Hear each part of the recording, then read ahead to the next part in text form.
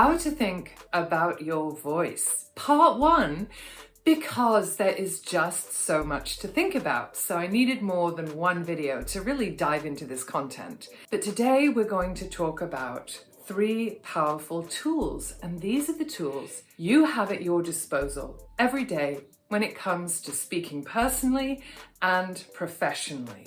I'm SJ Harrison, voice and performance coach. I have spent a lifetime working in the world of theatre, and also I've been coaching people for 15 years. At the heart of today's video, we're going to be looking at how to hijack the nervous system to really help you show up for public speaking. I recently read about a study that was done at the University of Cardiff that made a connection between Botox and happiness. Now, if you'd like to find out how this relates to voice, stay tuned. Before we dive into that bizarre connection, here are the 3 elements you need to think about when you are looking at voice. They are mind, body, and emotion. Body, mind, and emotion all work together. We are holistic beings. We are not made up of these separate, distinct parts that operate independently. And that is how we can learn to use the body to actually calm the nervous system. But first of all, let's look at number 1, the mind. Now, the mind is an interesting thing because it relates not just to functioning of the entire body. We're giving instructions to the body to tell the body to do different things. It also has to do with our consciousness and how we're thinking and what's going on in our minds. So when we think about the brain, we often think of it as being the executive of the entire system. What we don't always focus on is the way in which the brain can be very receptive to what's happening in the body and what we do with our body. And herein lies how we can have an impact on the nervous system. First, we understand how thought can influence emotion. That idea has been around for a long time. But in recent years, neurology is explaining to us how, in fact, what we do with our body affects our minds and therefore our emotions. In 2012, the psychology department at the University of Cardiff in Wales did a small study on Botox.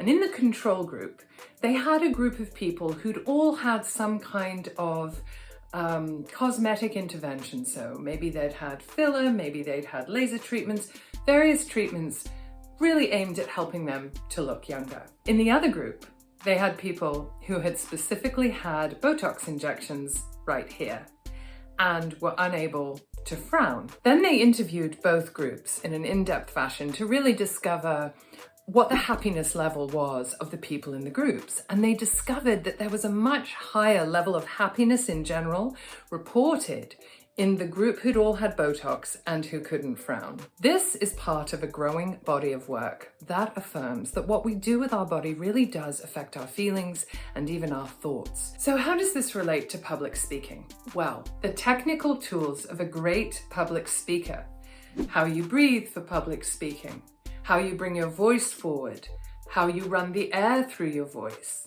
how you articulate.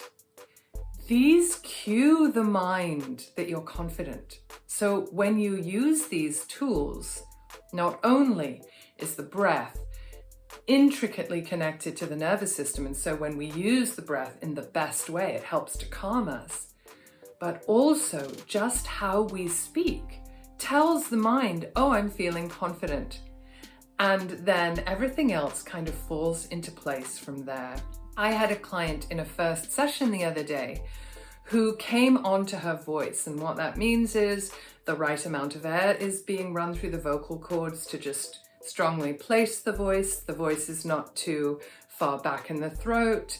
The voice is within its perfect kind of mid-register, just the natural voice. I had this client just come onto voice through sighing, in our session. And I said, how are you feeling? Anything fresh, new, or interesting? What's that like? And she said, I feel empowered. And that was simply through a sigh. And I've seen this again and again as well with articulation. So when we start to articulate our words just a little bit more clearly, which means bringing the sound forward, when we slow down a little bit and then take a lifted moment, which we could also think of as a little pause, but we're continuing the thought, it says, I have something worthy to say, and I can take this time to say it.